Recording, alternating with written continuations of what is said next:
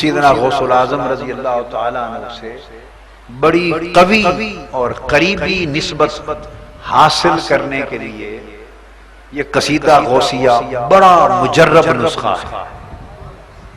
اولیاء کرام قصیدہ غوثیہ کا ورد کرتے ہیں، قصیدہ غوثیہ کا ورد کرتے ہیں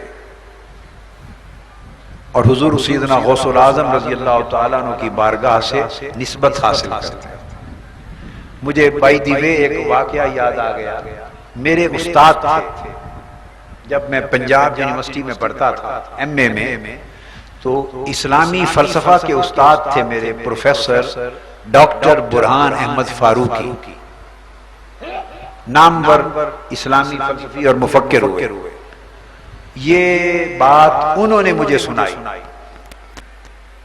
اور ذاتی مشاہدہ سنایا۔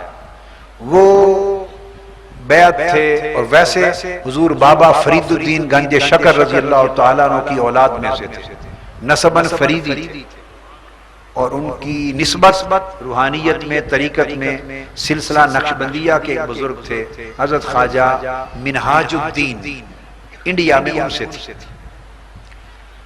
انہوں نے یہ واقعہ مجھے سنایا چشمدید، کہنے لگے کہ میں کسی وقت وہ جب انڈیا سے لاہور آ کے سیٹل ہوئے، کہنے لگے کہ میں دریائے راوی کے کنارے گیا، دریائے راوی کے کنارے گیا اپنے کسی کام یا کسی ریاضت اور مجاہدے کے لیے یا سیر و تفریح کے لیے۔ انہوں نے دیکھا، بتایا کہ ایک فقیر وہاں بیٹھا تھا دریائے راوی کے کنارے۔ اب یہ کتابی بات اور سنی سنائی نہیں، مجھے انہوں نے بتایا کہ میرا آنکھوں دیکھا واقعہ۔ ایک فقیر بیٹھا تھا، وہ کچھ ورد وظیفہ کر رہا تھا، دل میں پڑھ رہا تھا۔ میں بس اس کے پیچھے ہو کے کھڑا ہو گیا، دیکھتا رہا۔ اس کے بعد وہ اپنا وظیفہ مکمل کر چکا تو ایک جلال کی کیفیت میں آیا، تو آپ نے فرمایا کہ وہ اپنی یہ انگلی کرتا تھا دریائے راوی کی طرف اور اس طرح ہاتھ اٹھاتا تھا، اس طرح ہاتھ اٹھاتا تھا، تو جہاں تک اس کا ہاتھ اور انگلی کا نشان جاتا تھا دریائے راوی کی لہر اسی طرح اٹھ کر ہوا میں معلق ہو جاتی تھی۔ اس کے ہاتھ کے ساتھ لہر دریا کی اٹھ جاتی تھی، پھر جب انگلی نیچے کرتا تھا تو وہ دریا کی لہر نیچے آ جاتی، پھر ہاتھ اٹھاتا انگلی اور پانی مسخر ہو کے اس کی انگلی کے ساتھ ہوا میں اٹھ جاتا، پھر نیچے۔ میں نے دیکھا کہ وہ متعدد بار اس طرح دریا کی لہروں کو اپنے ہاتھ میں قابو کر کے اچھالتا رہا، گراتا رہا۔ جب وہ فارغ ہو گیا اس مشغلے سے تو میں نے اس کے قریب ہو کے پوچھا کہ آپ کیا پڑھتے ہیں جس سے دریا کی لہریں آپ کے تابع ہو گئی ہیں؟ دریا کی لہریں کیا پڑھتے ہیں؟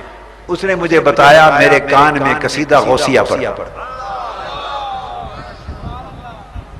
قصیدہ غوثیہ، اور اس کا انہوں نے بتایا مجھے وہ شعر یاد نہیں رہا، فلاں شعر، کہ اس شعر کا یہ وظیفہ کرتا ہوں، یہ اس شعر کا تصرف ہے کہ دریائے راوی کی لاوی کی لہریں میرے ہاتھ کے تابع۔